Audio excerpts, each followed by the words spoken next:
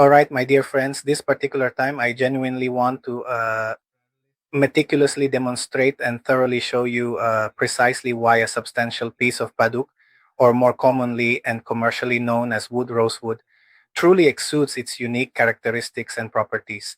It exudes because it's a type of wood that has always been inside the tree's bark, never exposed to moisture or oxygen, so it also tends to release some of that moisture to oxidize and to exude these small spots that look a bit like moisture, but they're not. It's more like wax. This can be cleaned. If I wipe it with a cloth, it comes off, as you can see perfectly here. What you see here is an exudate, which is normal. If you ever see this on your rosewood pieces, just wipe it, look with a cloth, and it comes off. You don't need to rub hard. This is normal. Now then, what isn't normal? Because there are pieces that haven't been properly cured and that exude excessively. So when they exude excessively, well, here I just wiped it off. It looks fine. When they exude excessively, it's because they weren't properly treated, the batch wasn't properly dried, and in that case, the piece will need to be replaced. I'll tell you why. Because when the highly popular Queen's Gambit series was released, a significant number of chess sets, much like these very ones, were manufactured.